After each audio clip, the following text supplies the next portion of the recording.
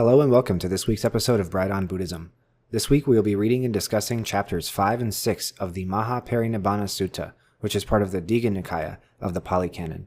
The title translates roughly to Discourse on the Final Nirvana, and it documents the final days of Shakyamuni Buddha, the historical Buddha. Last time we read and discussed chapters 3 and 4 of the sutta, where the Buddha makes his final rounds traveling to preach the Dharma, where he officially gives up his will to live, and where he eats his last meal. This week, in chapters 5 and 6, you will see the final sermon, the final passing away of Shakyamuni Buddha, and the ensuing funerary and memorial rituals. We hope you enjoy.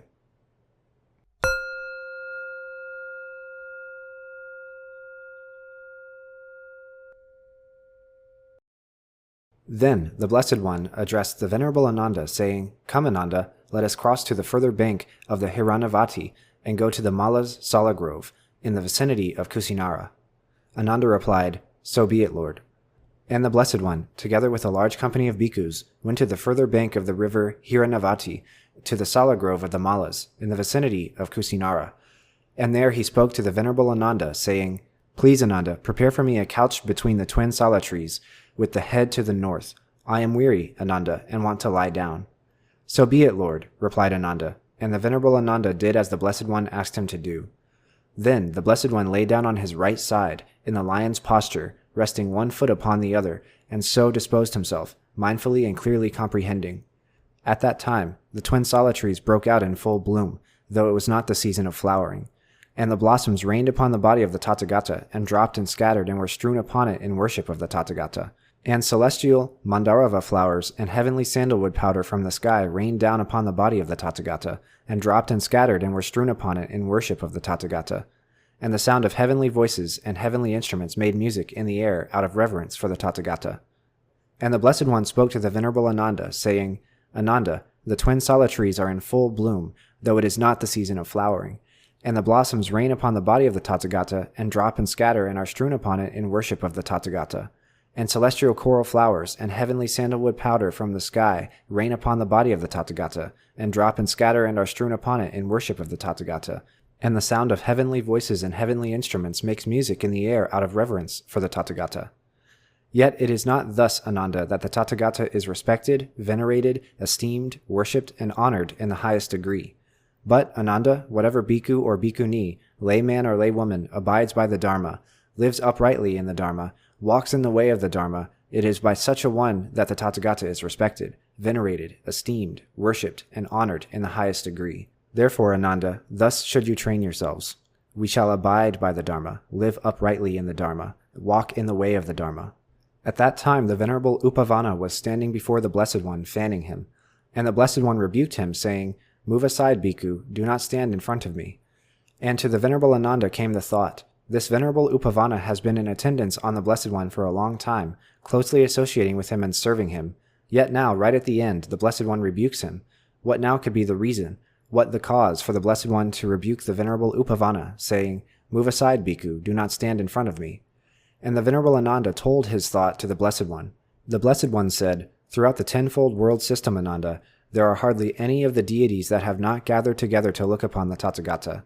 For a distance of 12 yojanas around the Sala Grove of the Malas in the vicinity of Kusinara, there is not a spot that could be pricked with the tip of a hair that is not filled with powerful deities.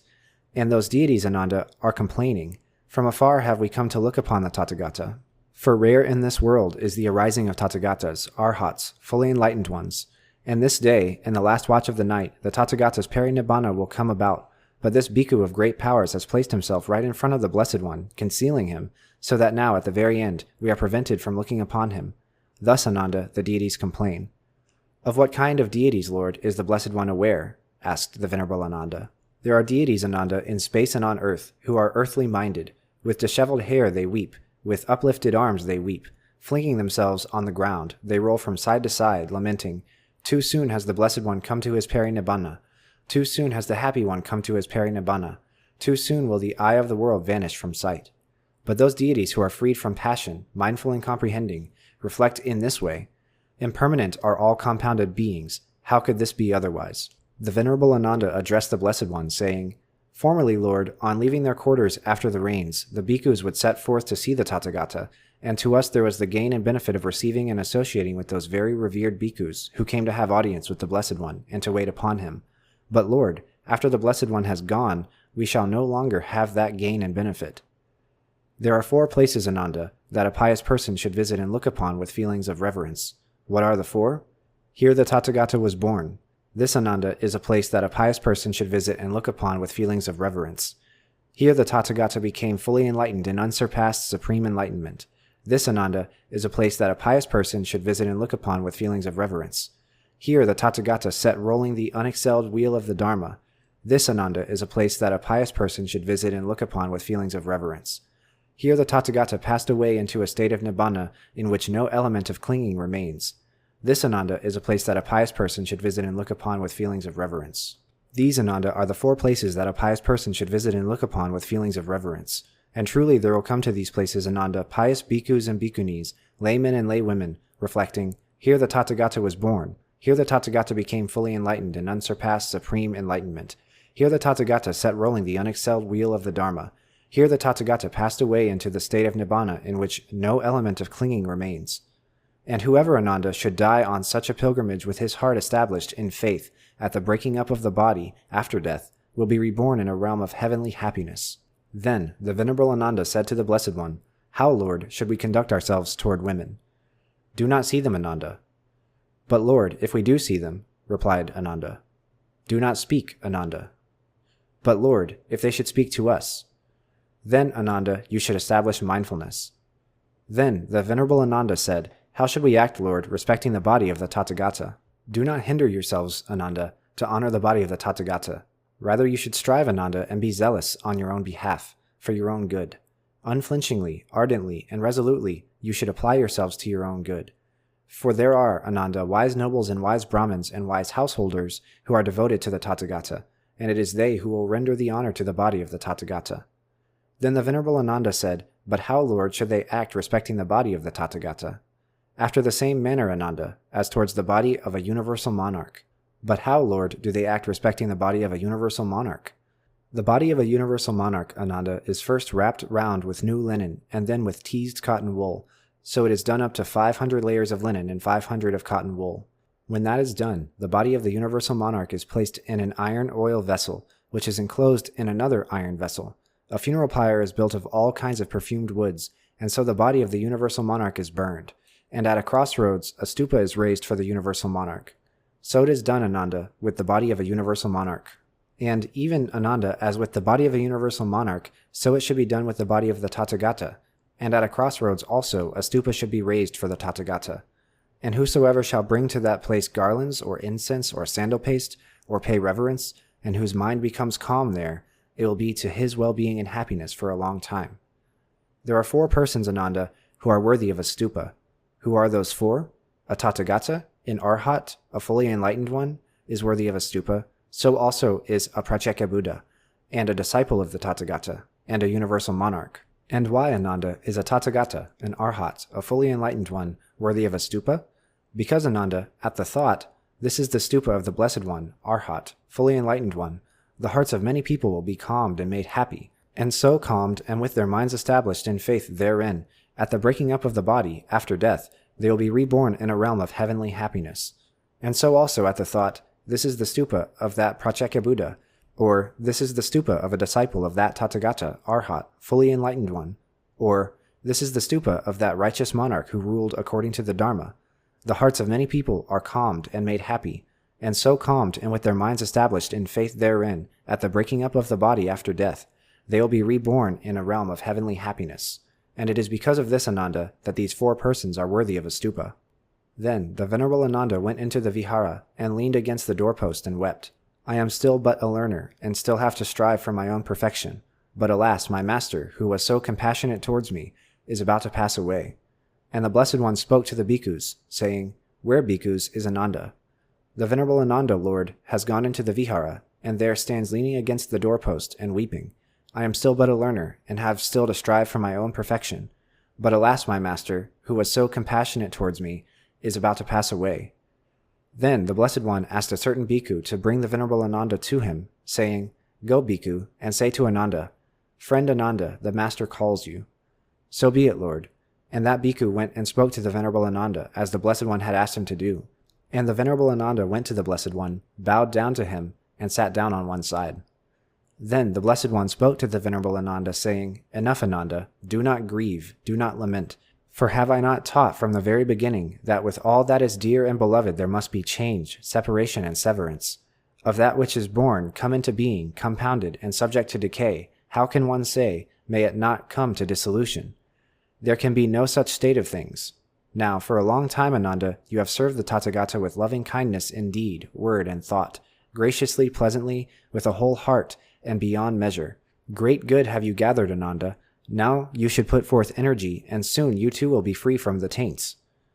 Then the Blessed One addressed the bhikkhus, saying, "Bhikkhus, the Blessed Ones, Arhats, fully enlightened ones, of times past, also had excellent and devoted attendant bhikkhus, such as I have in Ananda. And so also, bhikkhus, will the Blessed Ones, Arhats, fully enlightened ones of times to come. Capable and judicious is Ananda, bhikkhus, for he knows the proper time for bhikkhus to have audience with the Tathagata, and the time for bhikkhunis, the time for laymen and for laywomen, the time for kings and for ministers of state, the time for teachers of other sects and for their followers. In Ananda, bhikkhus, are to be found 4 rare and superlative qualities. What are the 4? If bhikkhus, a company of bhikkhus, should go to see Ananda, they become joyful on seeing him. And if he then speaks to them of the Dharma, they are made joyful by his discourse. And when he becomes silent, they are disappointed. So it is also when bhikkhunis, laymen, or laywomen go to see Ananda, they become joyful on seeing him. And if he then speaks to them of the Dharma, they are made joyful by his discourse. And when he becomes silent, they are disappointed. In a universal monarch, bhikkhus, are to be found 4 rare and superlative qualities. What are these 4? If bhikkhus, a company of nobles, should go to see the universal monarch, they become joyful on seeing him. And if he then speaks, they are made joyful by his talk. And when he becomes silent, they are disappointed. So it is also when a company of Brahmins, of householders, or of ascetics goes to see a universal monarch. And in just the same way, bhikkhus, in Ananda are to be found these 4 rare and superlative qualities.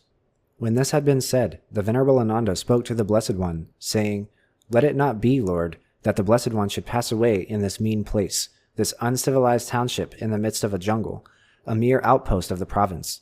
There are great cities, Lord, such as Kampa, Rajagriha, Savatthi, Saketa, Kosambi, and Benares. Let the Blessed One have his final passing away in one of those. For in those cities dwell many wealthy nobles and Brahmins and householders who are devotees of the Tathagata, and they will render due honor to the remains of the Tathagata. Do not say that, Ananda. Do not say, this mean place, this uncivilized township in the midst of the jungle, a mere outpost of the province. In times long past, Ananda, there was a king by the name of Mahasudassana, who was a universal monarch, a king of righteousness, a conqueror of the 4 quarters of the earth, whose realm was established in security, and who was endowed with the 7 jewels. And that king, Mahasudassana, Ananda, had his royal residence here at Kushinara, which was then called Kusavati, and it extended 12 yojanas from east to west, and 7 from north to south. And mighty, Ananda, was Kusavati, the capital, prosperous and well populated, much frequented by people, and abundantly provided with food. Just as the royal residence of the deities, Alakamanda, is mighty, prosperous, and well populated, much frequented by deities, and abundantly provided with food, so was the royal capital of Kusavati. Kusavati, Ananda, resounded unceasingly day and night with 10 sounds: the trumpeting of elephants, the neighing of horses, the rattling of chariots, the beating of drums and tabors, music and song, cheers, the clapping of hands, and cries of, "Eat, drink, and be merry." Go now, Ananda, to Kushinara and announce to the Mallas, "Today, Vasettas, in the last watch of the night, the Tathagata's Parinibbana will take place. Approach, O Vasettas, draw near. Do not be remorseful later at the thought, in our township it was that the Tathagata's Parinibbana took place, but we failed to see him in the end." So be it, Lord. And the Venerable Ananda prepared himself, and, taking bowl and robe, went with a companion to Kushinara. Now, at that time, the Mallas had gathered in the council hall for some public business, and the Venerable Ananda approached them and announced, "Today, Vasettas, in the last watch of the night, the Tathagata's Parinibbana will take place. Approach, Vasettas, draw near. Do not be remorseful later at the thought, in our township it was that the Tathagata's Parinibbana took place, but we failed to see him in the end." When they heard the Venerable Ananda speak these words, the Mallas, with their sons, their wives, and the wives of their sons, were sorely grieved at heart and afflicted, and some, with their hair all disheveled, with arms uplifting in despair, wept. Flinging themselves on the ground, they rolled from side to side, lamenting, "Too soon has the Blessed One come to his Parinibbana. Too soon has the Happy One come to his Parinibbana. Too soon will the eye of this world vanish from sight." And thus afflicted and filled with grief, the Mallas, with their sons, their wives, and the wives of their sons, went to the Sala Grove, the recreation park of the Mallas, to the place where the Venerable Ananda was. And the thought arose in the Venerable Ananda, if I were to allow the Mallas of Kushinara to pay reverence to the Blessed One by one, the night will have given place to dawn before they are all presented to him. Therefore, let me divide them up according to clan, each family in a group, and so present them to the Blessed One thus: the Malla of such and such a name, Lord, with his wives and children, his attendants and his friends, pays homage at the feet of the Blessed One. And the Venerable Ananda divided the Mallas up according to clan, each family in a group, and presented them to the Blessed One. So it was that the Venerable Ananda caused the Mallas of Kushinara to be presented to the Blessed One by clans, each family in a group, even in the first watch of the night. Now at that time, a wandering ascetic named Subhadda was dwelling in Kushinara, and Subhadda, the wandering ascetic, heard it said, "Today in the third watch of the night, the Parinibbana of the ascetic Gotama will take place." And the thought arose in him, I have heard it said by old and venerable wandering ascetics, teachers of teachers, that the arising of Tathagatas, Arhats, fully enlightened ones, is rare in the world. Yet this very day, in the last watch of the night, the Parinibbana of the ascetic Gotama will take place. Now there is in me a doubt, but to this extent I have faith in the ascetic Gotama, that he could so teach me the Dharma as to remove that doubt. Then the wandering ascetic Subhadda went to the Sala Grove, the recreation park of the Mallas, and drew near to the Venerable Ananda, and told the Venerable Ananda his thought. And he spoke to the Venerable Ananda, saying, "Friend Ananda, it would be good if I could be allowed into the presence of the ascetic Gotama." But the Venerable Ananda answered him, saying, "Enough, friend Subhadda. Do not trouble the Tathagata, the Blessed One is weary." Yet a second and a third time the wandering ascetic Subhadda made his request, and a second and a third time the Venerable Ananda refused him. And the Blessed One heard the talk between them, and he called the Venerable Ananda and said, "Stop, Ananda, do not refuse Subhadda. Subhadda, Ananda, may be allowed into the presence of the Tathagata. For whatever he will ask me, he will ask for the sake of knowledge, and not as an offense. And the answer I give him, that he will readily understand." Thereupon the Venerable Ananda said to the wandering ascetic Subhadda, "Go then, friend Subhadda, the Blessed One gives you leave." Then the wandering ascetic Subhadda approached the Blessed One and saluted him courteously. And having exchanged with him pleasant and civil greetings, the wandering ascetic Subhadda seated himself at one side and addressed the Blessed One, saying, "There are, Venerable Gotama, ascetics and Brahmins who are heads of great companies of disciples, who have large retinues, who are leaders of schools, well known and renowned, and held in high esteem by the multitude, such teachers as Purana Kashyapa, Makali Gosala, Ajita Kasakambali, Pakuda Kachayana, Sanjaya Balataputta, Niganta Nataputta.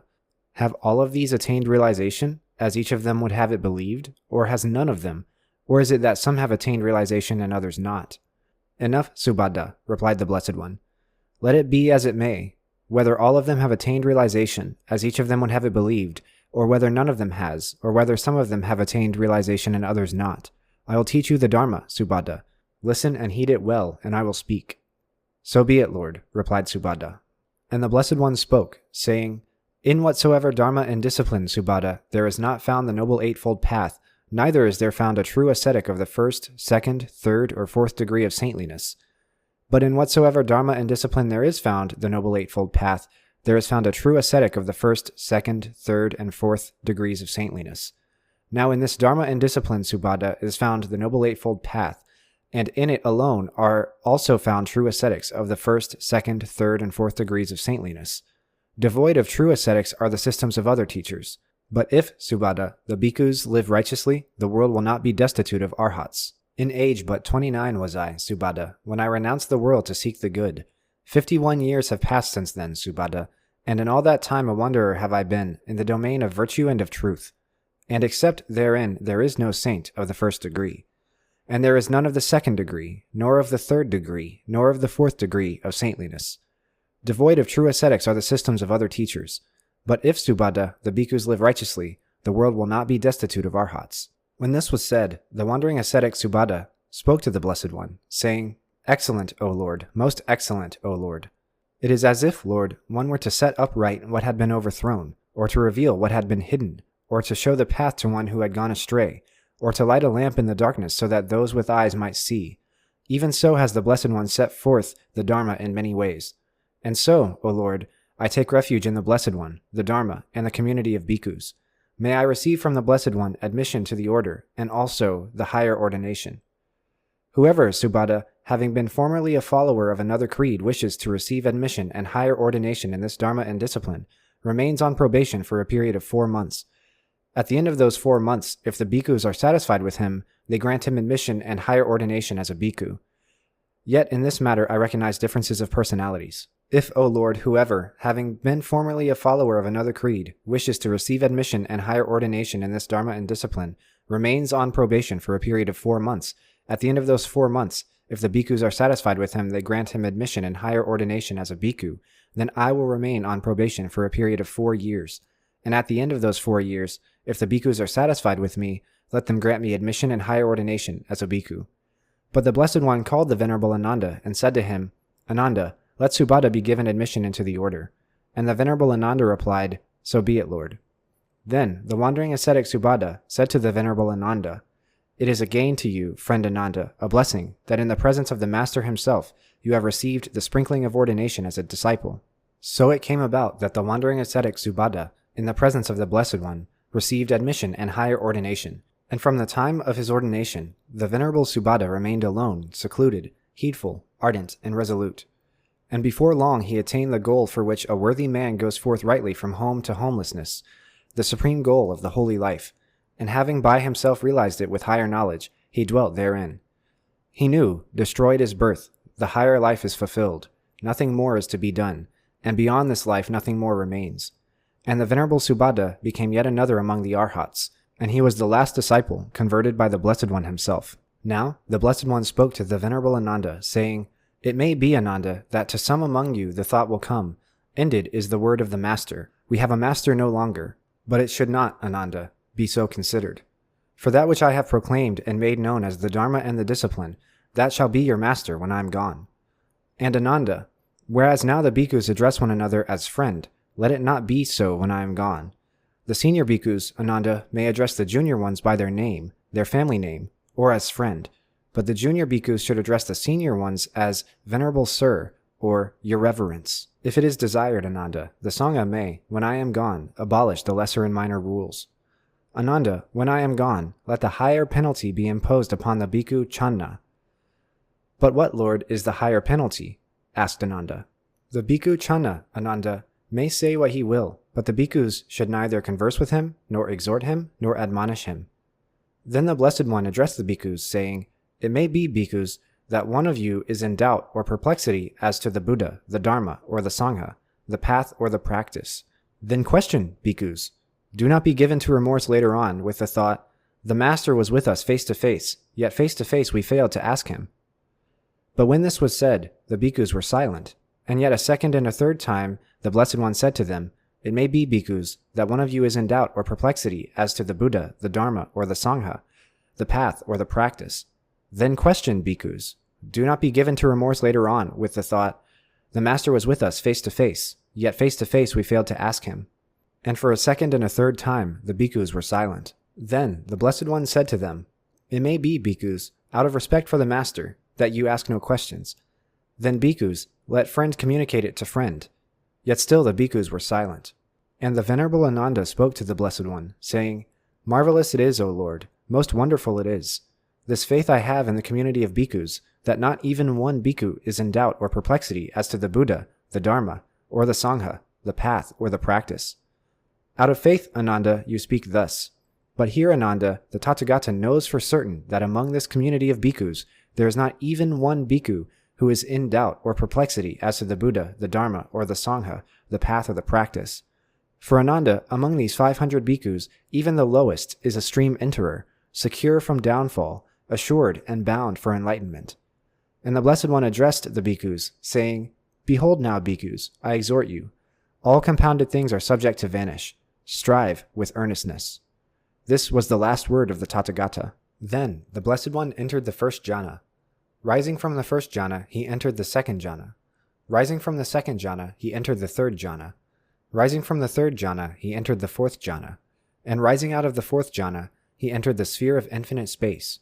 Rising from the attainment of the sphere of infinite space, he entered the sphere of infinite consciousness. Rising from the attainment of the sphere of infinite consciousness, he entered the sphere of nothingness.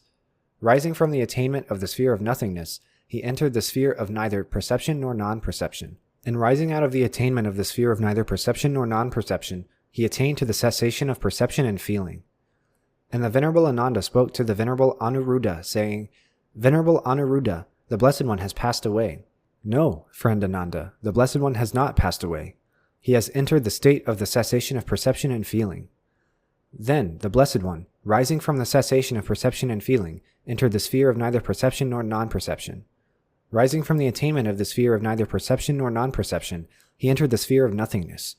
Rising from the attainment of the sphere of nothingness, he entered the sphere of infinite consciousness. Rising from the attainment of the sphere of infinite consciousness, he entered the sphere of infinite space. Rising from the attainment of the sphere of infinite space, he entered the fourth jhana. Rising from the fourth jhana, he entered the third jhana. Rising from the third jhana, he entered the second jhana. Rising from the second jhana, he entered the first jhana. Rising from the first jhana, he entered the second jhana. Rising from the second jhana, he entered the third jhana. Rising from the third jhana, he entered the fourth jhana. And rising from the fourth jhana, the Blessed One immediately passed away. And when the Blessed One had passed away, simultaneously with his parinibbana, there came a tremendous earthquake, dreadful and astounding, and the thunders rolled across the heavens. And when the Blessed One had passed away, simultaneously with his parinibbana, Brahma Sahampati spoke the stanza, All must depart, all beings that have life, must shed their compound forms. Yea, even one, a master such as he, a peerless being, power and wisdom, the enlightened one, has passed away. And when the Blessed One had passed away, simultaneously with his parinibbana, Sakka, the king of the gods, spoke this stanza, Transients are all compounded things, subject to arise and vanish. Having come into existence, they pass away. Good is the peace when they forever cease. And when the Blessed One had passed away, simultaneously with his parinibbana, the Venerable Anuruddha spoke this stanza. Then there was terror, and the hair stood up, when he, the all-accomplished one, the Buddha, passed away. Then, when the Blessed One had passed away, some bhikkhus, not yet freed from passion, lifted up their arms and wept, and some, flinging themselves on the ground, rolled from side to side and wept, lamenting, Too soon has the Blessed One come to his parinibbana. Too soon has the Happy One come to his parinibbana. Too soon has the eye of the world vanished from sight. But the bhikkhus who were freed from passion, mindful and clearly comprehending, reflected in this way, Impermanent are all compounded things. How could this be otherwise? And the Venerable Anuruddha addressed the bhikkhus, saying, Enough, friends, do not grieve, do not lament.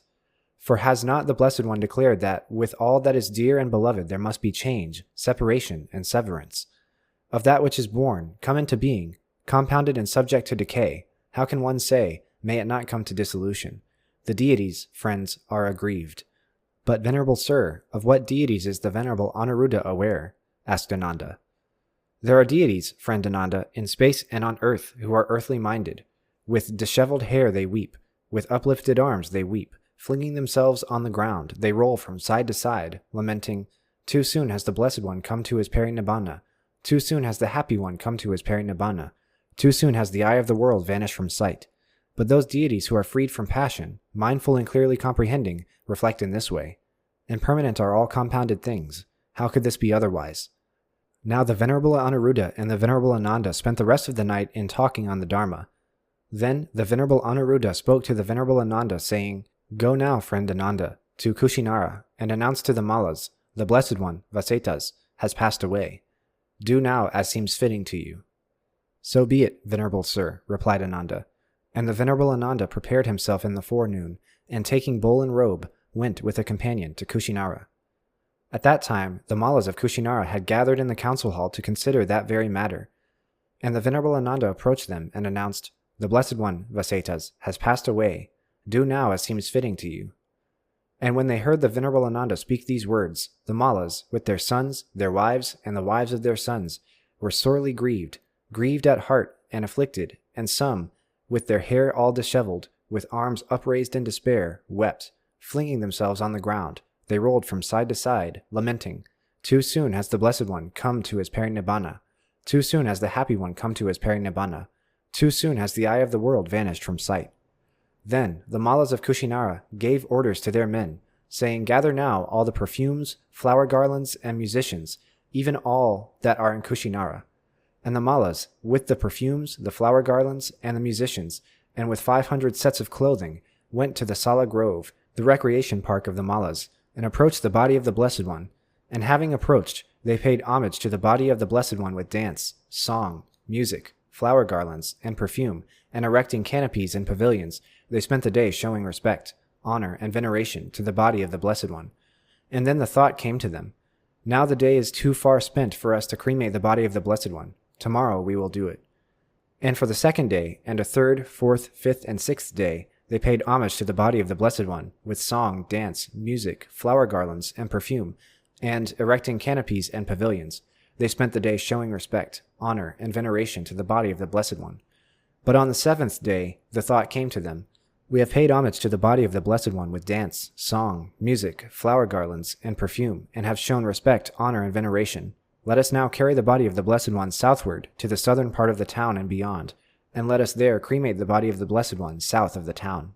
And 8 Mallas of the foremost families, bathed from the crown of their heads and wearing new clothes, with the thought, "We will lift up the body of the Blessed One," tried to do so, but they could not.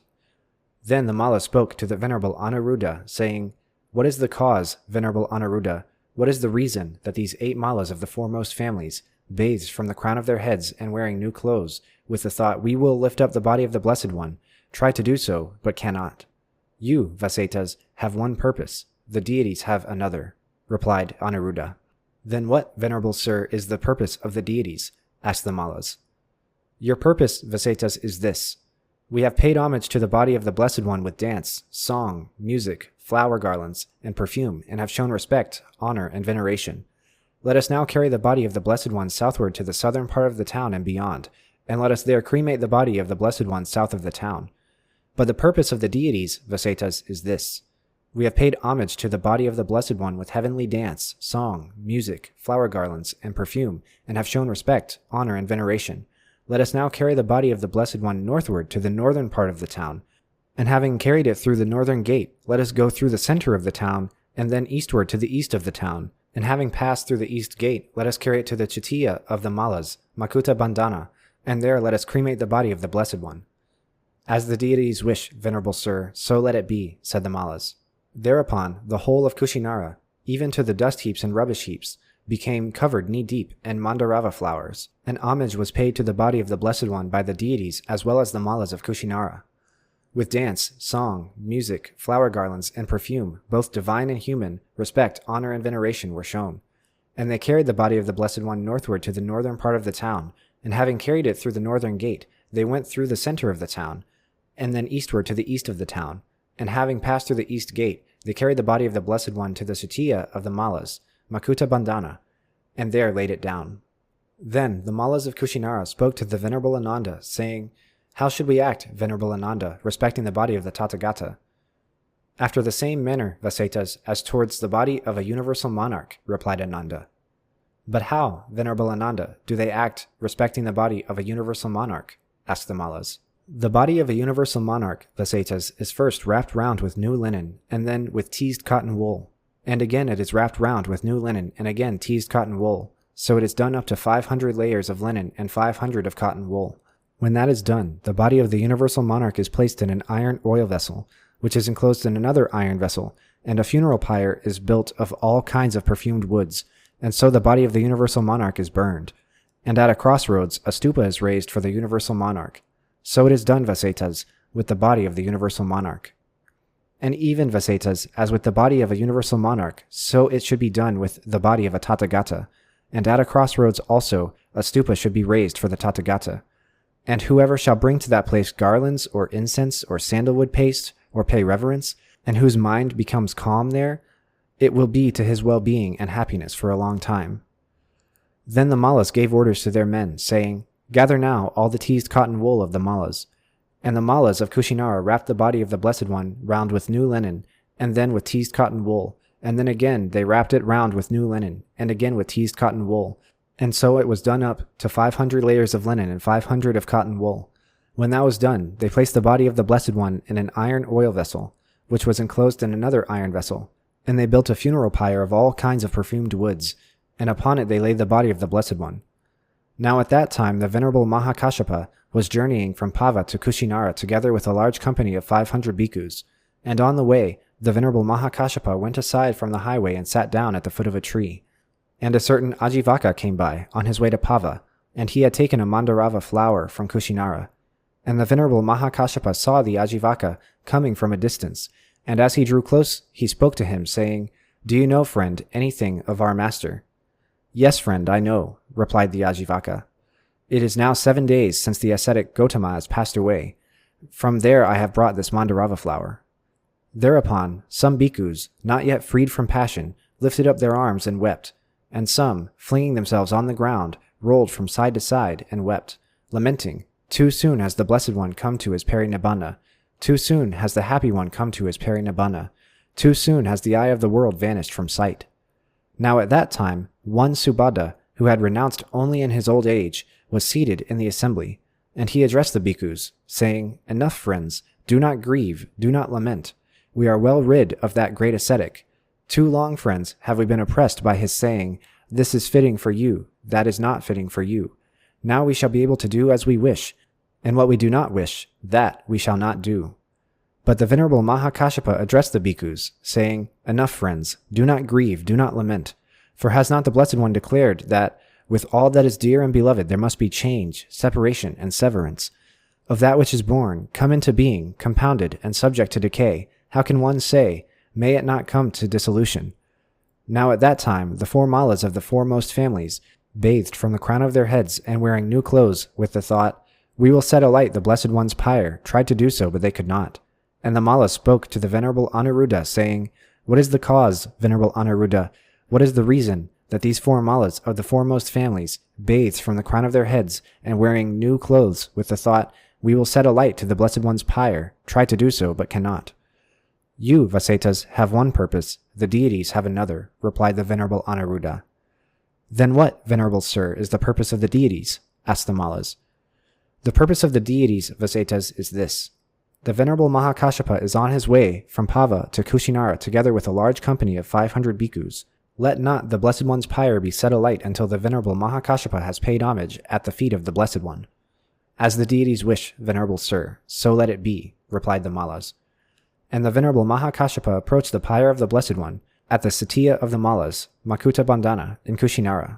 And he arranged his upper robe on one shoulder, and with his clasped hands raised in salutation, he walked 3 times around the pyre, keeping his right side toward the Blessed One's body, and he paid homage at the feet of the Blessed One, and even so did the 500 bhikkhus.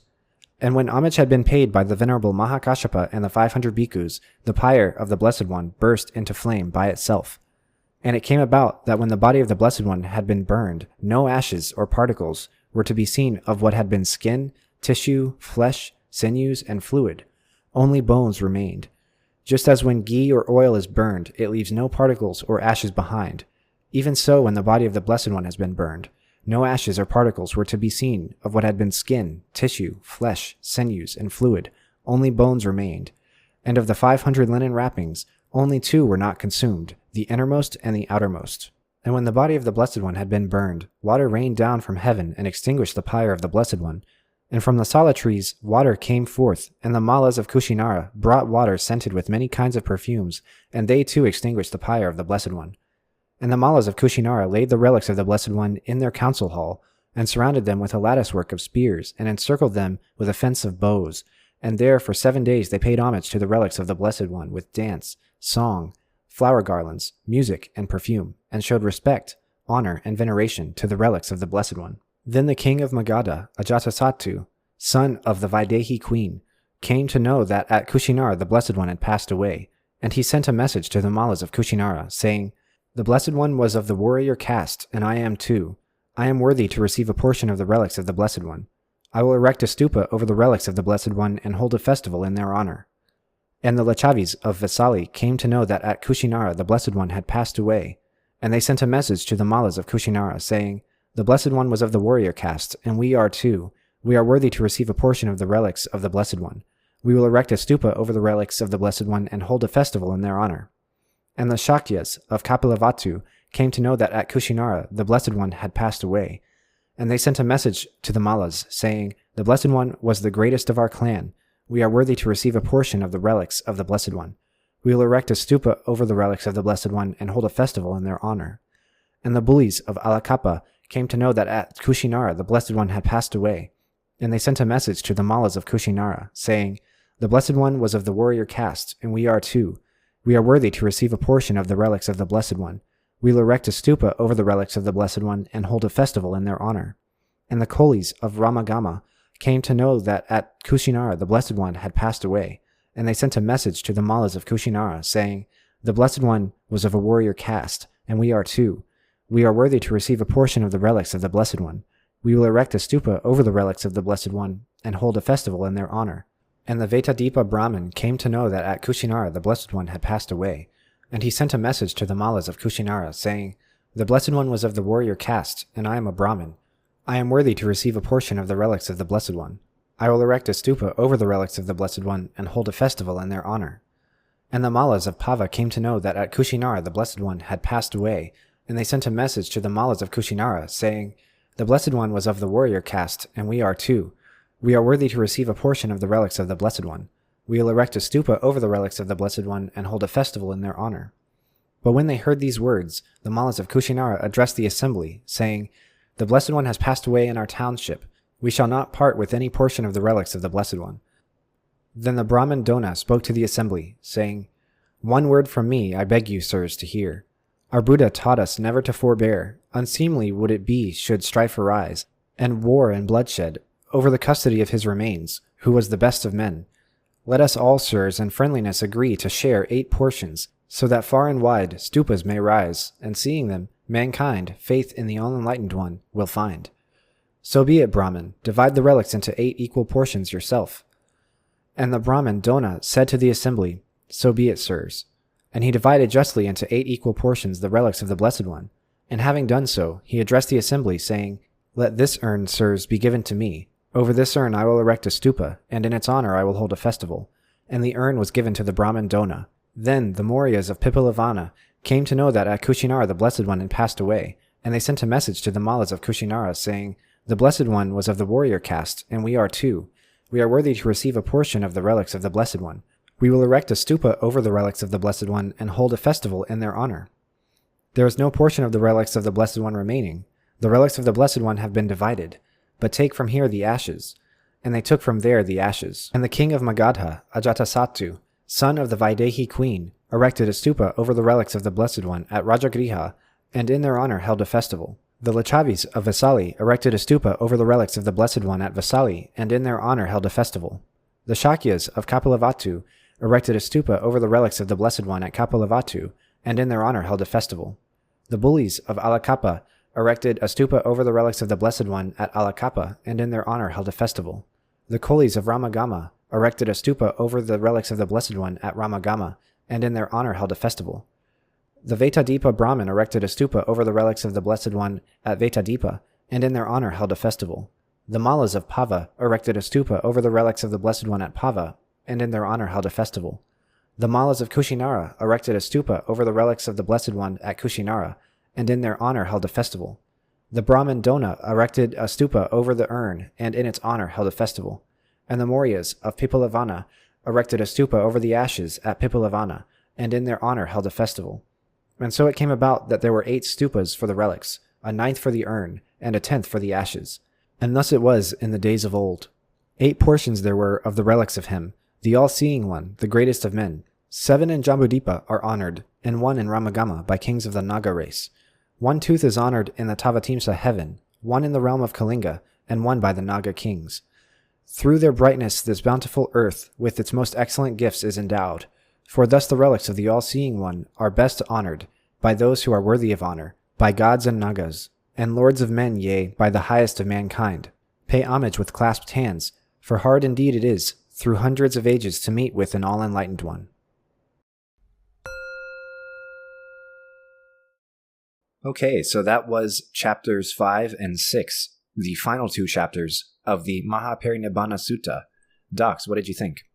This one leaves me with questions that we'll get to as we read through it. Like, Yeah, there's just several things going on here where I'm not sure how to feel about it. So I guess we should just go through it. Yeah, I think we should. That would be a good idea. So do you have any questions about Chapter 5 in particular? So let's just go through it piece by piece. So with the translation we're using, this section is Last Place of Rest, which is part 5 at Kusinara. And yeah, so the big thing here is that the Buddha asks for a couch between some trees, and then while laying there, the trees sprout and all kinds of things like that.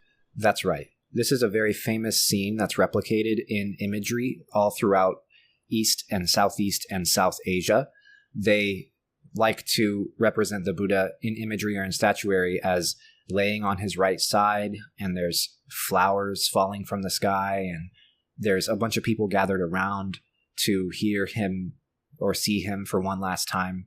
And so that's a very poignant and very famous scene from the sutra. One phrase that's used here that I didn't see a proper explanation for. Then the Blessed One lay down on his right side in the lion's posture, resting one foot upon the other, and so disposed himself mindfully and clearly comprehending. Lion's posture, what? So anytime that a bodhisattva or a Buddha or somebody of great import in a sutra does something, it seems like they apply this lion's X to it, right? I remember earlier in the sutta, somebody said something to the Buddha. I think it was Ananda saying something to the Buddha, and he said, this was a lion's roar, right? The lion's roar. He said it with such confidence and was so wrong, right? That was Sariputra. You're right, it was Shariputra. The lion's roar of Shariputra. That time it was a little bit satirical because the Buddha ended up telling him that he was wrong, right? But in this case, the lion's pose is how he would imagine the death of royalty, right? How the Buddha would be looking regal and looking important and looking beautiful in his final repose. So the lion's roar or the lion's whatever, in many cases, signifies that some great teaching is about to be expounded, and it also signifies that something of great import, either doctrinally or ritually, has happened or has been said. And it also represents, of course, the regality and the royalty of the person who is in that position or who did that thing or what have you. The lion is always kind of closely related with the concept of this regality. Okay, so in the lion's posture could be read as like in a regal pose, perhaps. Yeah, but it's very specifically attributed to the Buddha and to his disciples. All right. So next we get to the grief of the gods. And so we have somebody coming up to fan the Buddha, and he's like, hey, move aside because the gods want to watch me in my final moments and you're blocking their path. Yeah, this is an interesting little scene. It's a little argument, a little scuffle that happens right before the Buddha's final moments, right? So as you said, his name is Upavana. The Venerable Upavana was standing in front of the Buddha fanning him, and the Buddha said, get out of the way.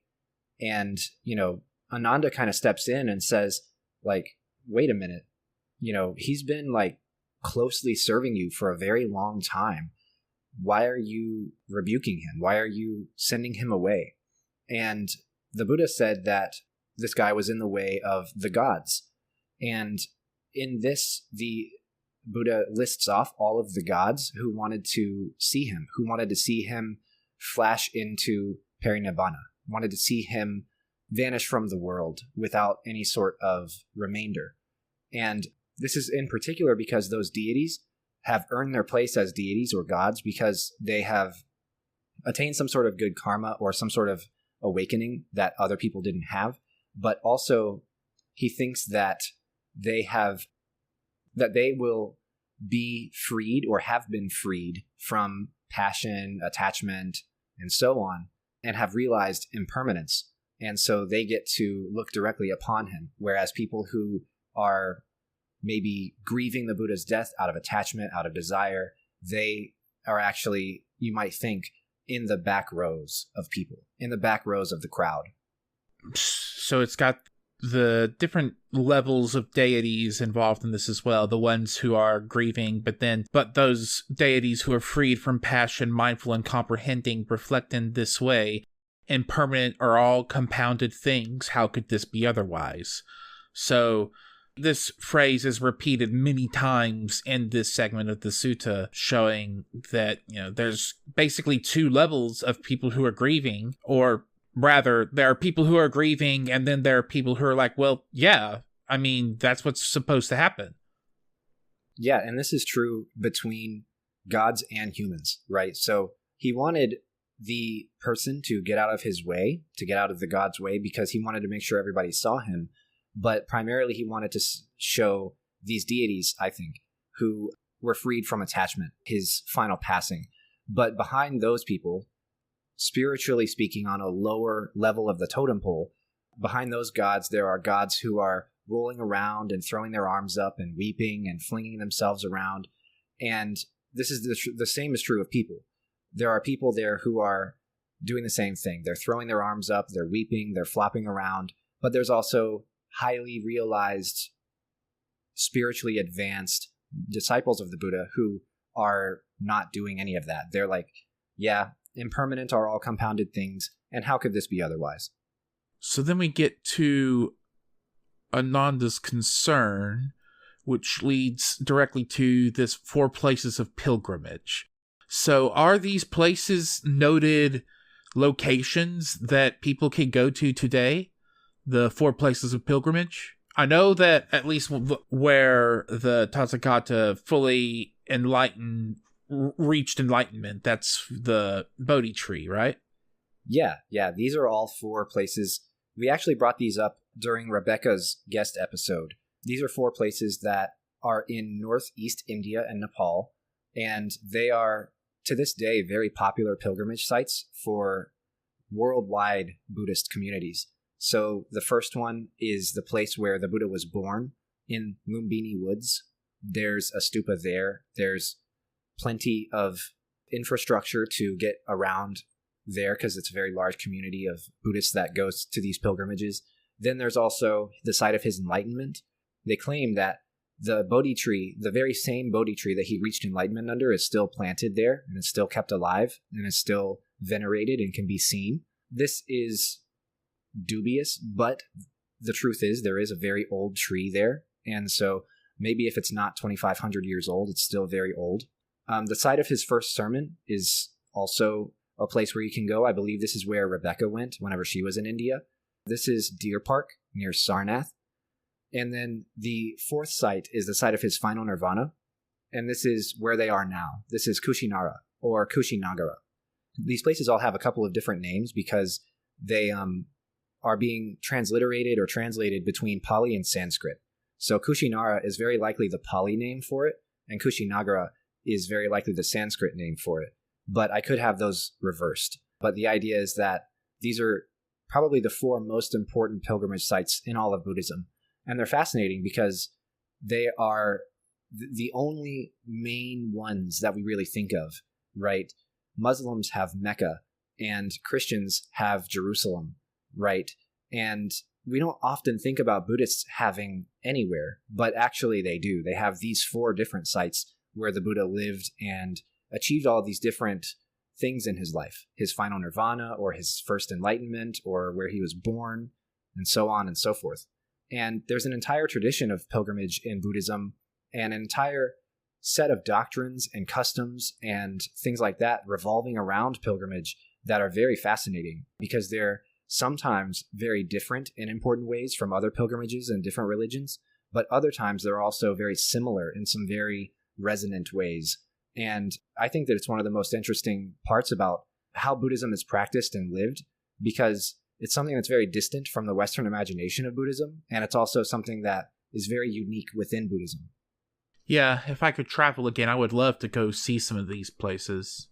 I haven't been to any of these 4, but I've heard from people like Rebecca who have been to some of them that they are really gorgeous. Of course, they're very crowded and they might be a little bit touristy at times, but at the end of the day, they're still very important and very, very transformative places.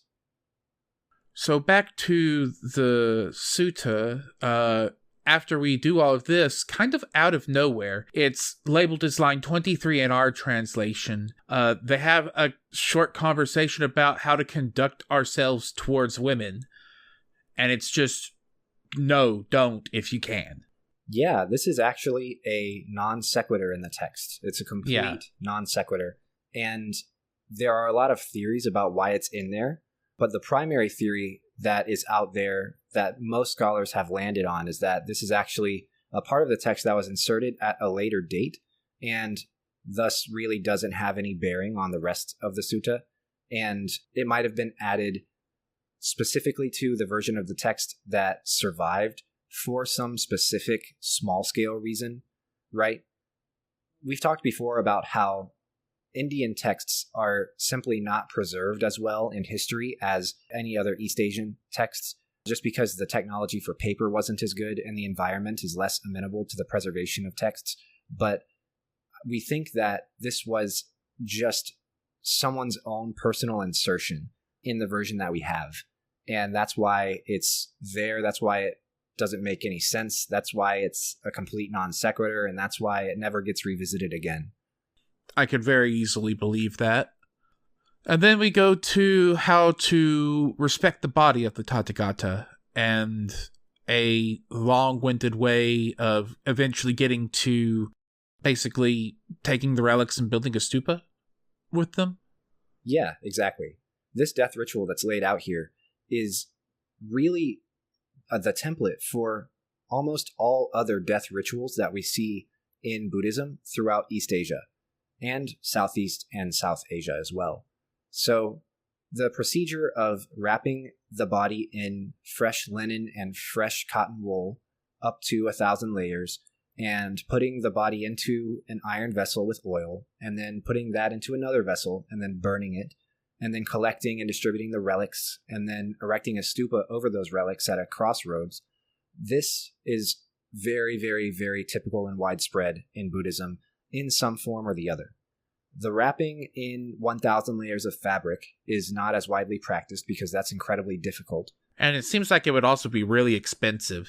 It's very expensive. They'll come close to it with these very important people in Buddhism who pass away, or they might even get all 1,000, but it's only for very important people. We think that this can be achieved with one ream of fabric. So even though it says to wrap them up in 1,000 layers or 1,000 fabrics, the translation doesn't make a lot of sense. So what you can do is you can take one ream of fabric and wrap somebody up just with that one piece rather than 1,000 separate pieces or 500 separate pieces. So that's how it's interpreted in some places versus others. But like I said, because it's expensive and difficult, most people don't actually even aim for 1,000. It's more of a symbolic thing. They interpret it as being symbolic of wrapping somebody up a lot and then, of course, doing a cremation ritual and then collecting the relics. The relics are of incredible import.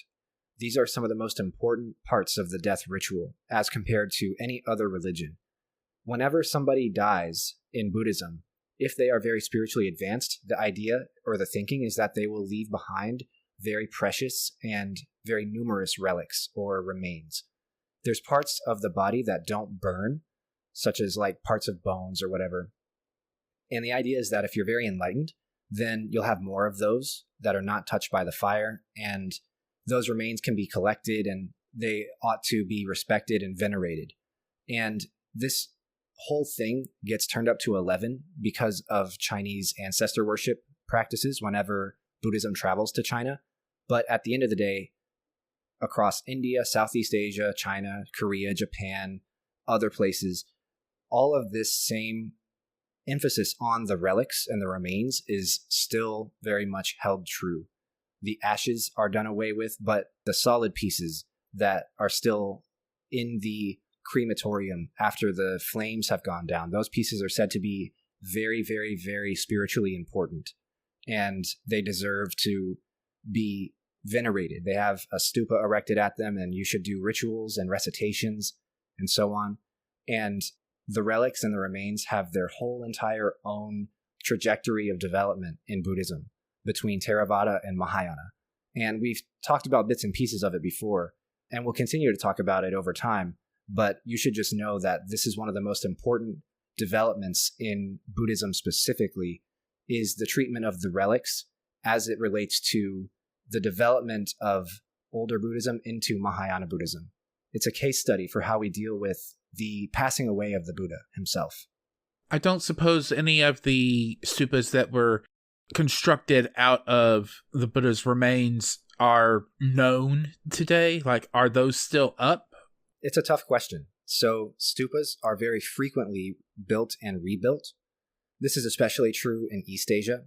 This doctrine of impermanence and the sensitivity to impermanence causes stupas to be made out of less than permanent materials in some cases, especially whenever they're not for like Shakyamuni himself. So it's tough to say, but there are definitely stupas out there that we suspect were very likely stupas erected over the Buddha's remains. For example, the ones at these 4 pilgrimage sites are said to very most likely be housing the relics of the Buddha.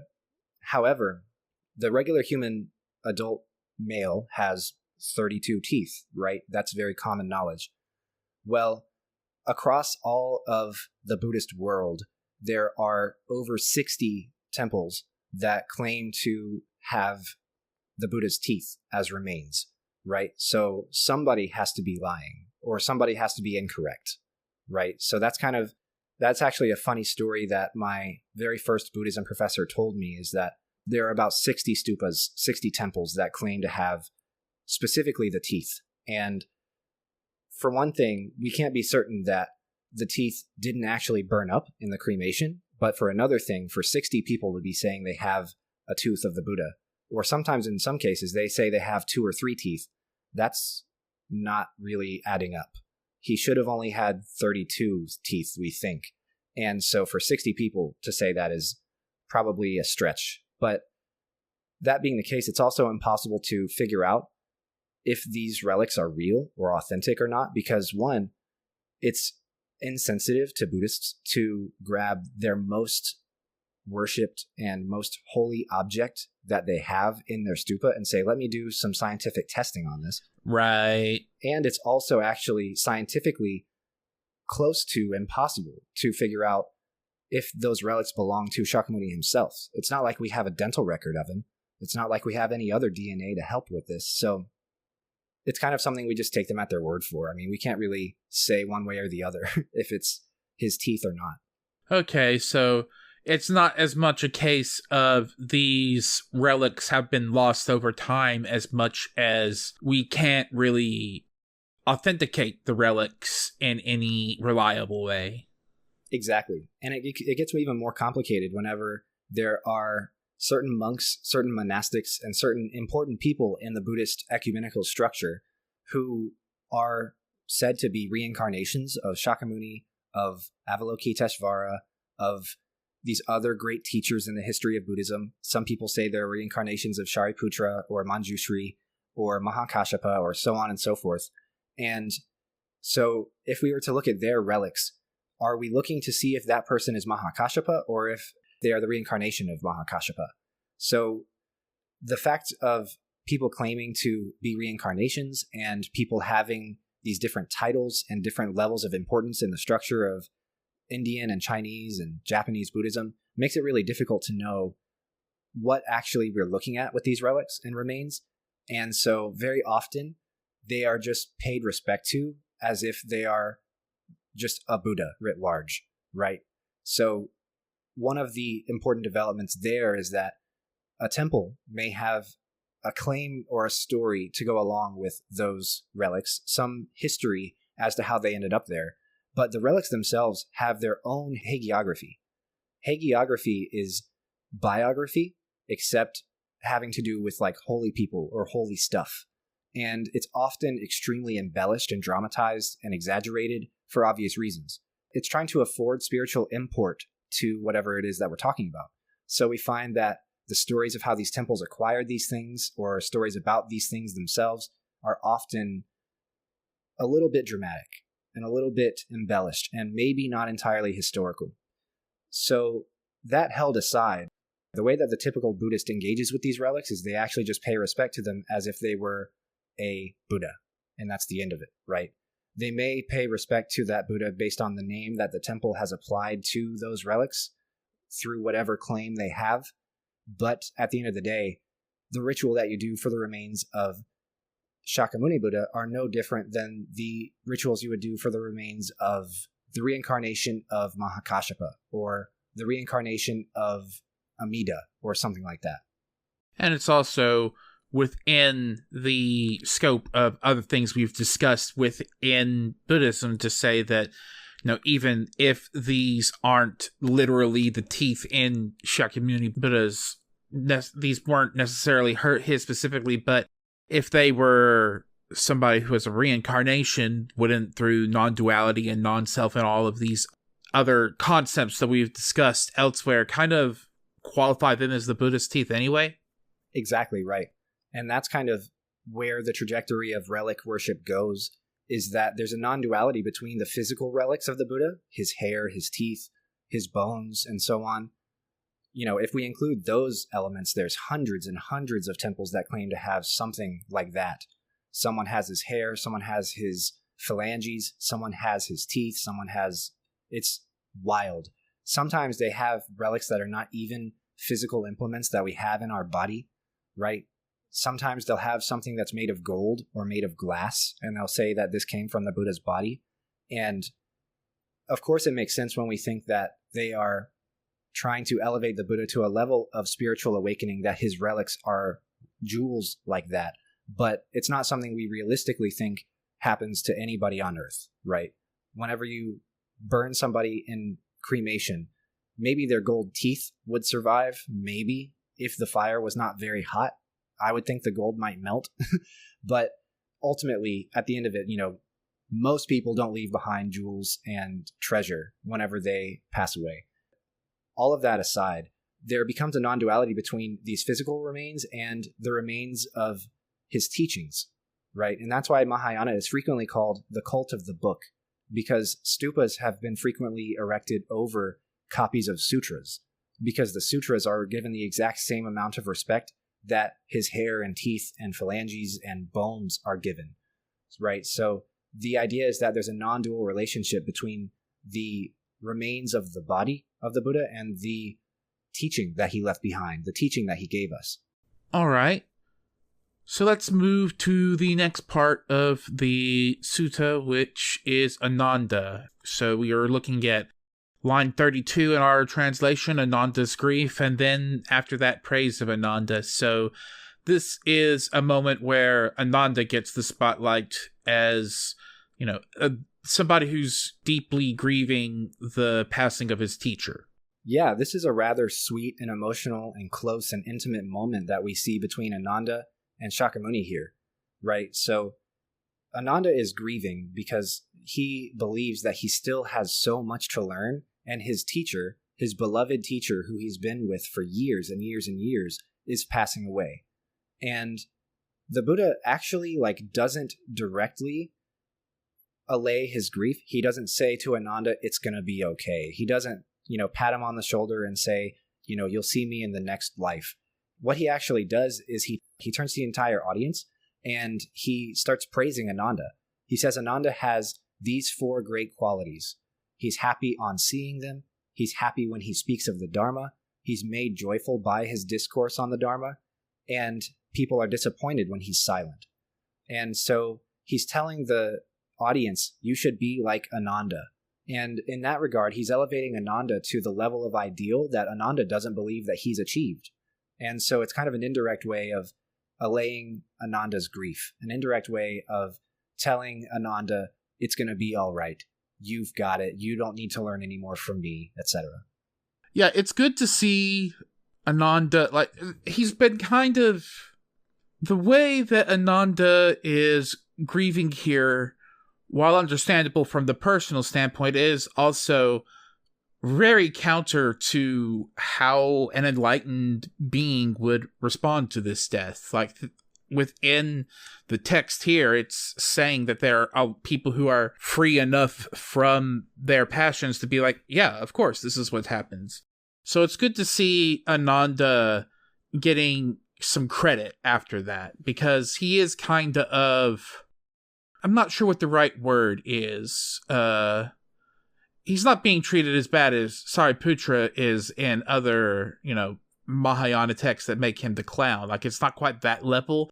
But also, he's kind of the one who's messing up in this sutta. He's messing up in a way that allows the Buddha to present some major quality or some correction to the way an average person would think or respond to a situation in here.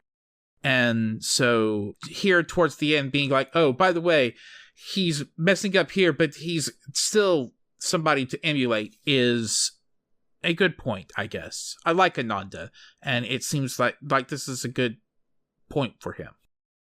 Yeah, I like Ananda too, and I think that you're right that he's not being made a clown like Shariputra is, but he is an audience stand-in, I think, in that people who are lay people, who are unenlightened, they may feel the way that Ananda has been feeling at certain points throughout this entire story, and Ananda is then being employed to express those feelings and to give those feelings discourse directly with the Buddha, right? I feel like we all relate with Ananda in the sense that if we were in his position and somebody that we'd been following around, somebody who opened the door for us to reach enlightenment and then nirvana without remainder was passing away, that would be tragic. Even if you have ostensibly freed yourself from all passion and attachments, I mean, you have to, I think that it's unavoidable that you feel something about that and that you notice that in some way. And Ananda is in particular in a close position with the Buddha to where that would make sense for him. Ananda has been the Buddha's attendant and is said to be like the rememberer, the recorder of the sutras, and he's the one who follows and listens the most closely to all of the discourse. And so you think that the relationship that they have is that Ananda knows the Buddha's mind as much as any normal, unenlightened person possibly could, because he's been there. He's been, the ear to the horse's mouth for his whole life, pretty much, right? I mean, they're old people now. Ananda in this stage is pushing like 60 because he came to work with the Buddha whenever the Buddha was young and whenever he was young, even younger.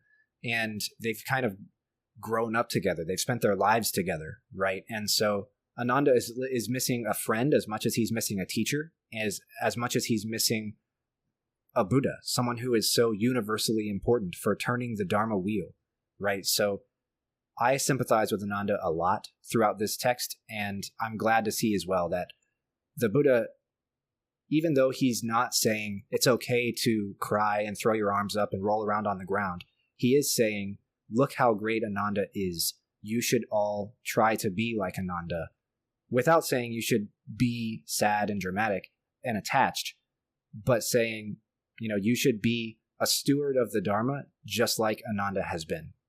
So after that, we get the past glory of Kusinara. This is line 41 in our text. So what's going on here exactly? So again, like just right after we've praised him, Ananda goes right back to being kind of an audience surrogate and having a strong opinion about the stature, I guess, the importance of the place where the Buddha is dying. Yeah, so this is an interesting plug into the frame narrative, the war with the Vajis, the war that King Bimbisara wants to wage on them, and the Mallas play a part in this as well. So you might think of this as being similar to the bits of history that we might pull out of the Christian Bible or the Hebrew Bible, even though it's doctrinally biased and it's pushing a specific religious message. There are moments in those texts that we can point to and say, like, this is one of our only versions of the history that we get here. And I think that that's partially true with regards to the politics and the history of northeastern India during this time period. So King Bimbisara, who you should be familiar with, by the way, he comes up in the Contemplation Sutra, which we've read and discussed, where his wife Vaidehi is imprisoned by their son Ajatasattu, who also wants to kill Bimbisara, and the Pure Land Sutra thing happens. He's trying to wage a war on the Vajis, and they're involved in the Mallas that Ananda goes to get.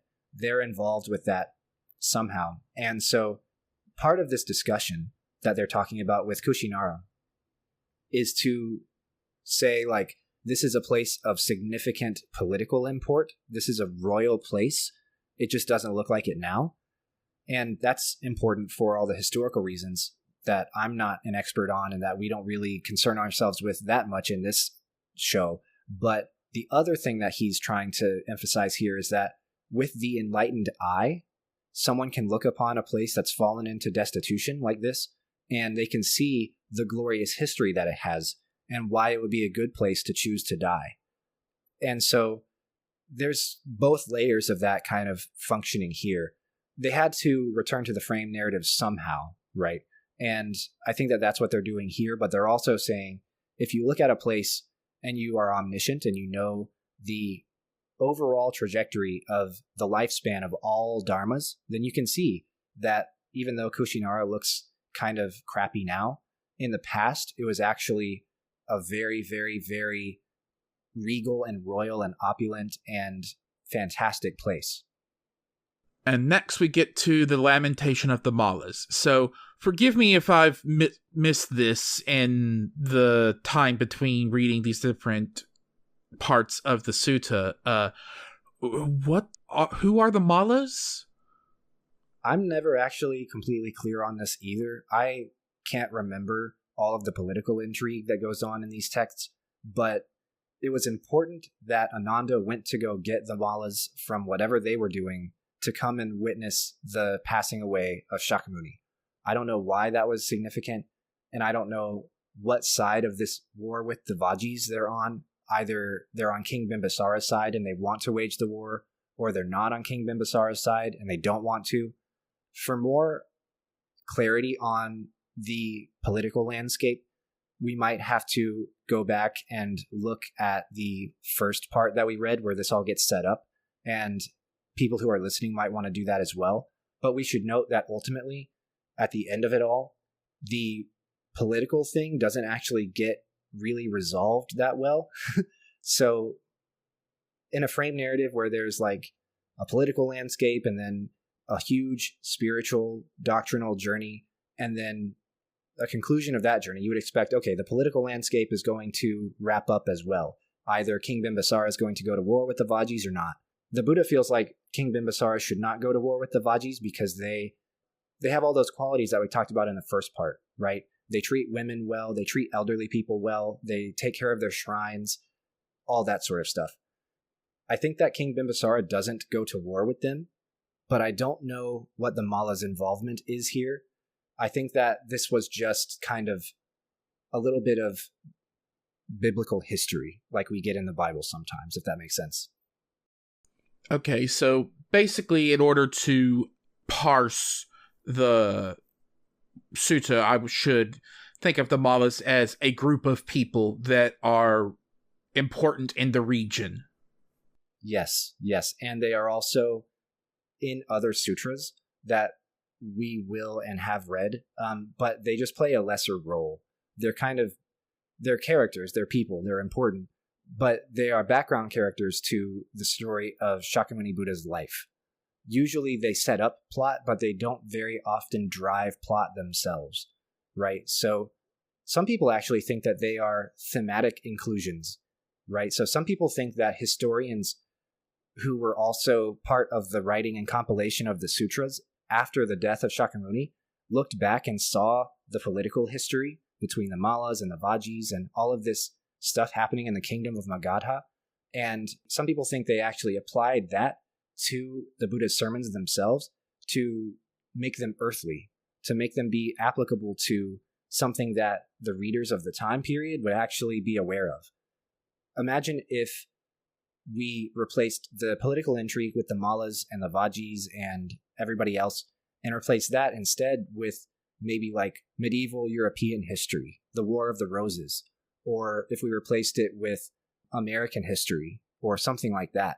I think that kind of inclusion would be something that's relevant to people who would read it, even if it's not even 100% historically accurate, right? I mean, it's accurate in this case because this is where the Buddha lived and these people were there. But I think that it's partially like a fusion to try and make this be real and credible. Makes sense. All right, so next we get the last convert, an ascetic named Subhadda. So Subhadda comes in, and Ananda is telling him to buzz off because the Buddha is tired, but the Buddha hears this, calls him in, and then gets one last convert. Yes, he's the final convert, and he is very significant because he is the final convert of Buddhism, is a convert from another tradition. So he followed another teacher and then came into Buddhism. And the reason why that's significant is because it's symbolic of what might have to happen after the Buddha has died. Once the Buddha has died, it's really difficult to say that there is a Buddhist tradition, in the sense that there was a tradition associated with Subhadda's former teacher. Subhadda's teacher is alive and teaching and walking around and still has people following him around. After the Buddha dies, his people can't follow him around anymore, and the growth of the community will rely mostly on conversion from other traditions. And so the fact that he's afforded this much import in the text represents what's going to happen after Shakyamuni's gone, and it's symbolic of how Buddhists ought to treat conversion after Shakyamuni is no longer with us. Makes sense. So, a big symbol of here's how we're going to continue afterward. Exactly right. As we've seen before, that's what a lot of this sutta is pointed at, is what ought we to do after Shakyamuni is gone. And then we get to part 6, the passing away. So, the Blessed One's final exhortation. We're getting to the point where he finally dies, and like his last words were, according to this, "Behold now, bhikkhus, I exhort you, all compounded things are subject to vanish, strive with earnestness." That's right. Yeah, so his final word, as he's passing away and reaching nirvana with no remainder, is impermanence. Keep going, keep training, keep learning, keep practicing. And that is going to function very strongly in Theravada traditions, because this is the Pali version that we've been talking about. But the Sanskrit version, which is the Mahayana Mahaparinibbana Sutta, which we haven't read yet, is going to put different words in the Buddha's mouth for his last words. And so keep that in mind, and how those are different for when we read that text. I will note that when we get there. All right, and so then how the Blessed One passed into Nibbana. Basically, this is going him, like, the moment of death going through the different jhanic states. That's right, yeah. So he bounces up and down through the different jhanas, through these different meditative realizations that we've talked about before. And one reason why we think that's included is because it's representing an ideal for how someone ought to die in Buddhism. The ideal is that you ought to die meditatively, if you can, in Buddhism. That'll certainly help with regards to where you go afterwards and stuff like that. It's setting a precedent that we see for death in Buddhism overall, which is that how you die matters. How you are when you die determines how you die and where you go or what happens to you. And the Buddha is the one who sets that ideal with this bouncing up and down in all of the different jhanas. Yeah, we've talked before about how one's death is like your state of mind at death is important in previous episodes, so this is the source of that. Makes sense. And so next we get to the world's echo, where a bunch of important people are saying their first words after the Buddha's death. Yeah, everybody wants to weigh in. And because this is such an important moment, everybody has something to say about it.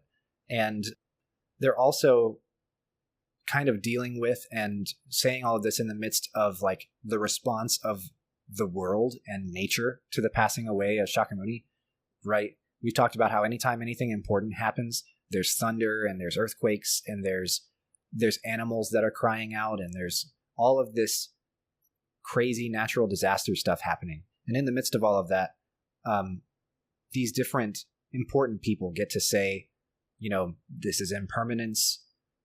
We should all try and strive this way. Or they're saying this nirvana is like the blowing out of a flame, or everything that happened whenever he died was so terrifying. When he passed away, everybody's hair stood up and it was so scary. They all have their different opinions about this. And so then we get to the Venerable Anuruddha? Anuruddha, that's right, yeah. So Anuruddha is basically saying, hey, we need to keep going. Yeah, he's saying, we have to stick together, right? He's gone, but we should not shatter because of this. We actually should remember the teaching, the thing he said. How may something not come to dissolution if impermanence is to be true, right?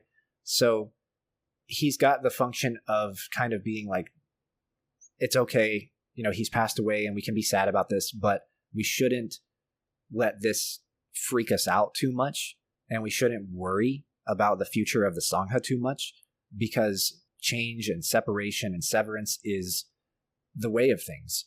The Buddha said so himself, and so it's okay to be aggrieved. There's even gods that are aggrieved, but stick together. All right, and then we get to, Homage of the Remains. Yeah, so this deals with the rituals that are carried out after the remains are collected, right? So there are 7 days of memorial services over the body, and then there is cremation of the body. Then you take the body back and forth around the town several times, and then you cremate at a stupa, and then you pay 7 days of respect to the relics, right? So they do this entire circuit starting here, right? Starting now. This is very, very important because this is something that is done at temple complexes, but is not really done in towns anymore. So when somebody passes away in Buddhism, they will carry the remains around the temple complex in East Asia, but they won't do this stuff taking through the town and all that.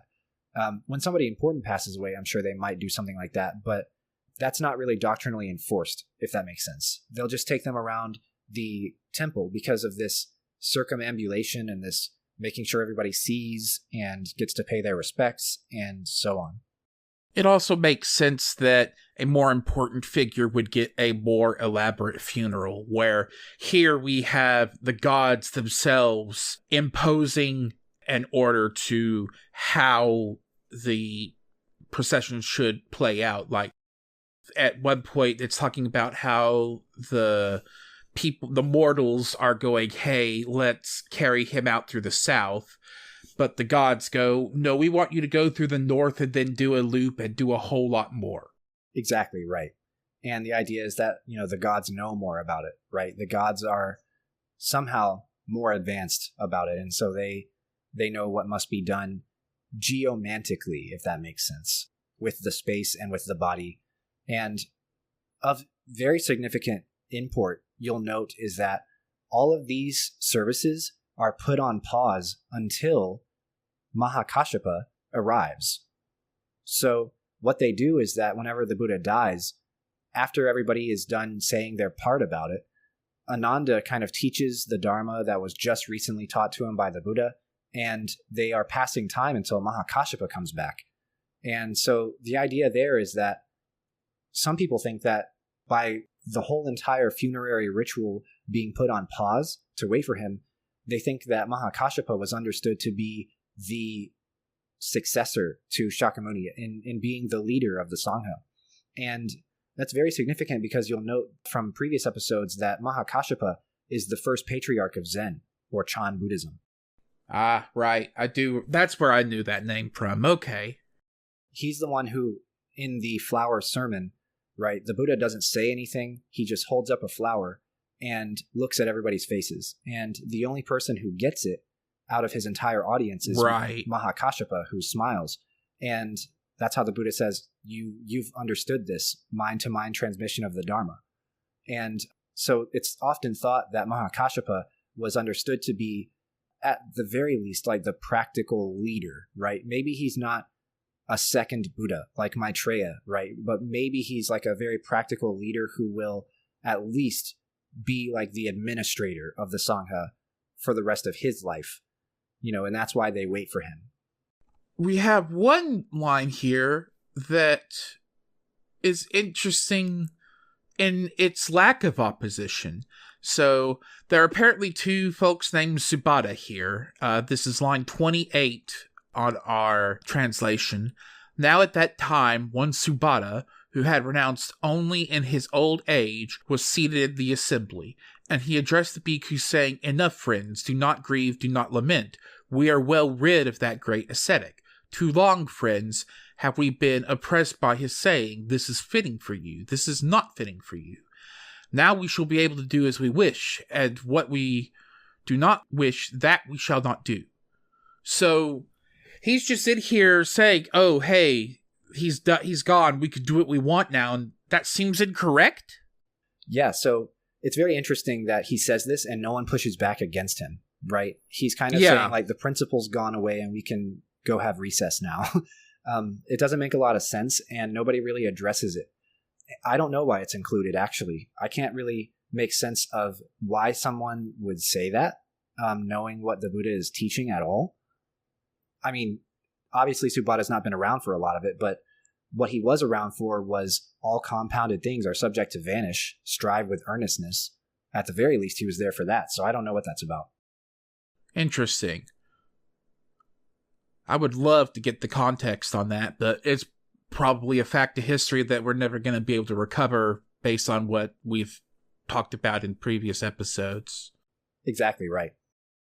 All right, so there's more meddling of the deities in the funeral procession, and then we get to a partition of the relics. And so this is another one that based on what we've said so far, this is another bit of tying things into the political landscape of the time. That's right. Yeah, so there's a lot of fighting and arguing over the relics. Everybody, every party, the hosts at Kushinara, the Mallas, who were thought to be special, the Vajis, who were thought to be special, everybody thought they deserved relics. And nobody could really agree on who got what and who got how many and all that sort of thing.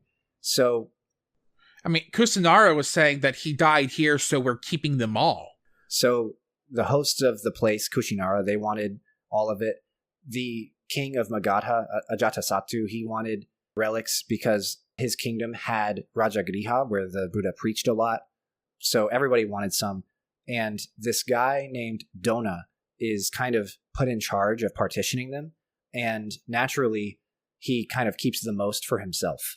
He kind of makes out like a thief, right? And it's interesting how that works. It's interesting why he's allowed to do that. So we're seeing a lot of references to the caste system here, which maybe I'm not understanding correctly, but I would feel like the Buddha was not a fan of this caste system, was he? He was not a fan in some places, but he was kind of neutral in others, right? Okay. In those places where you see like the Mauryas or the Shakyas or something like that, when they refer to those are actually clan names. Or when they say Brahmin, that's a reference to the caste system, right? Dona is a Brahmin. And he's an interesting one because obviously the Brahmanical traditions were pretty suspicious, pretty unhappy with the Buddhist tradition for the most part. There were some that converted, some that agreed with it, but for the most part, they kind of didn't like it. And so for a Brahmin to be assigned to do this and not Ananda, not Mahakashapa, not any of those people is a fascinating choice.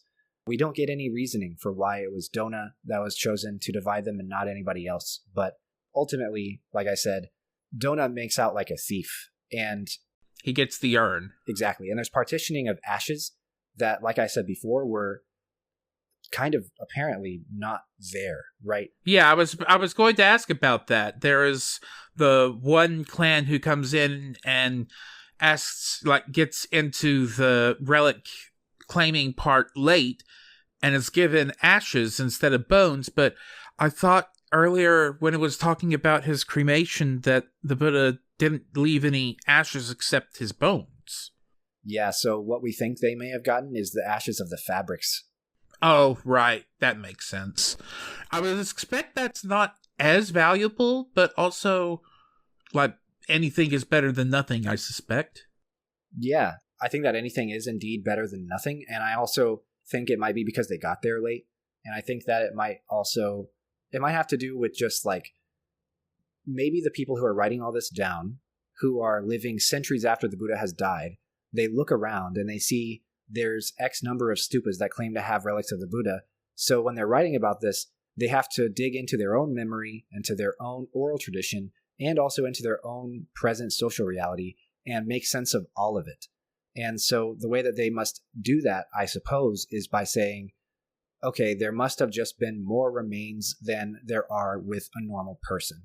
And that's totally fine, because the Buddha is not a normal person. However, it doesn't really hold up to historical scrutiny, necessarily, we don't think. Maybe, indeed, he did have more remains than the average normal person, but we just can't know that. And we can't suspect that because we haven't seen in modern recorded history anybody have more remains than they had body to begin with, right? No one who weighs 180 pounds gets cremated and leaves behind 240 pounds of remains. It just doesn't work. So, that being the case, there's suspicion about how these things were all partitioned and who got what. And like I said, there's the extra layer of political intrigue and all of these kind of warring factions that are arguing and stuff like that. So it's chaos. It's just pretty much pure chaos, who gets what and where it goes. Yeah, it feels like the Buddha himself would probably not be happy with that part. But also, at that part, he's dead and gone. So, yeah, some of this feels a bit like, having attempted to read the Bible in the past. There's that one chapter that's just name, begotten name, begotten name, begotten name. It feels like some of that is happening here, where, people are, like, names are being brought up specifically to bring up those names. Yeah, I mean, how prestigious would it be to have a last name or to be a part of a clan that is mentioned in the Mahaparinibbana Sutta? Yeah. I mean, that's significant. And I think that that's part of the function of what's going on here. I agree that it's kind of like the Bible where, if you're named in the Bible, that's big time. There's also, naming all the ships in, the Iliad or whichever. It's been years since I've done anything Greek, but I do remember that one chapter that's just all the ships that are going to be going to the Trojan War, like that kind of thing too. And the same is true also whenever we see lists of audience members. There were, these hundreds of bodhisattvas that are all named. There's these hundreds of lay people. There's these hundreds of Pratyeka Buddhas, these Arhats. There's everybody else in attendance, right? So these lists are very important in suttas as well. All right, that looks like that brings us to the end of the text. So are there any points that I missed that you'd like to go over? No, I don't think so. I think that if we do have the time now, it might be good to take just a minute and say some final impressions about the whole thing and, what we think after having read it. Yeah. So one thing I'll put is that at the beginning of this, when Mara is tempting the Buddha, saying, hey, you're done, you can go now. And the Buddha goes, no, I'm not. There's a little bit more to do still. I was very curious what would be the switch between I'm not ready yet and now I'm ready. And it seems like it was mostly the giving time to add the ritual aspect to his death, as well as describe his wish for his remains, and then more emphasis on impermanence, which makes sense because impermanence seems to be the bit of his teachings that are most missed by the participants in this sutta. Like, impermanence is a very, foundational thing, and he's happy to repeat over and over again, hey, impermanence implies to me too. Yeah, no, that's a very good point. I'm glad that you brought up this question of like, when does the switch flip? And he says, okay, now it's okay for me to go. I think that on the one hand, some interpretations are that the Buddha said to Mara, I'm not going to go because you said to. I know when I'm going to go, and it's just simply not now, right? He says, I'm omniscient, and I just know that it's not today, it's 3 months from now. Okay, so it's not so much about the Sangha being not ready as more of a, hey, it's just not time yet. Well, that's one interpretation. Also, you'll remember in the text that everybody, Shariputra and Ananda and others, say that you can prolong your life and stay here longer. You're powerful enough that you can do that. And that leads other interpreters to think that there is a switch that flips, where he says, okay, I've decided to stop, right? I've decided now. Instead of thinking to himself, I have 3 months and that's it, he thinks to himself, I will choose to be gone in 3 months, not yet, not today. And so the question then is, like you say, what was the final thing? And a lot of people agree with what you were saying, that it's this issue of impermanence and setting up the rituals and setting up his funerary requests. There are also some others that say that it has to do with something about Ananda. There's some that say that there is a moment where Ananda reaches a certain level of realization, or he reaches a certain level of advancement. And at that point, that's when the Buddha says he can die, right? And in that regard, some have argued that Ananda is kind of the cause or the reason for the Buddha dying throughout this whole story. And I think that that's a very fascinating tradition of interpretation that I encourage all of you to go out and look for, because that's a pretty prevalent one, and it's very fascinating how they make the argument that Ananda is the one driving the plot and not the Buddha. I kind of see it, though, because a lot of what the Buddha is doing is responding to Ananda. Exactly. Yeah, I see where they're coming from that. That makes some sense, yeah. The other side, though, the impermanence side and the practical side, is very much how scholars interpret it, right? So, of course, they give space and they give attention to the fact that Ananda is afforded a lot of importance by interpreters within the tradition.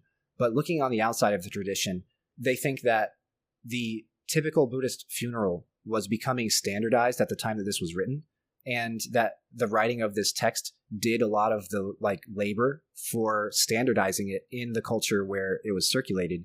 And so in that regard, they also think that the funeral and ritual stuff was dealt with in the writing and not actually in the life of the Buddha, so that they could actually standardize the tradition. Because some argue that it's very likely that during Shakyamuni's life, whenever he was dying, right, if he was actually a real person, if we take that for granted, and he had these followers, Kashyapa, Ananda, Shariputra, whoever else, so there's some people who think that that was all being figured out on the fly. The Buddha is dying and people are arguing about how they should do his funeral, and maybe he's not saying much, or maybe he's being vague and cryptic, or maybe he's too ill to speak. Maybe he's too ill to actually tell them, right? And so maybe some people think what happened is that the funeral that happened is kind of close to the one that got standardized, and thus afforded to the level of Buddha Vachana, the words of the Buddha himself. So they think that it's kind of a post hoc deal having to do with everything after the fact. A posteriori, they say in Latin. After the fact, they kind of took what happened and elevated it to the level of being deliberate, being on purpose, being the real deal. But whenever the Buddha was actually dying, his disciples might have been arguing, they might have been figuring all this out, they might have been applying certain Brahmanic or traditional death rituals and adapting them, and it might have just been a complete mess. And, that's kind of realistic. I mean, if anybody has had a family member who is dying, not somebody who dies suddenly, because that's its own very own version of chaos, but someone who's dying slowly, and the family is trying to figure out, what do you do? I mean, that can be a lot of chaos, especially if the person is too ill to weigh in themselves. So I think that that's kind of a realistic reading of what's going on here. And we don't have a lot of evidence to substantiate that, but we never will. And I think that it's just kind of a prevailing speculation at best. And nobody claims that it's historical fact, but they do say, like, we have reason to speculate that this might have been the case. And I can see it. I can too. What else is there to say? I think that the most appropriate final remarks for a discussion on the Mahaparinibbana Sutta would probably be, all compounded things are prone to passing away. Strive with earnestness.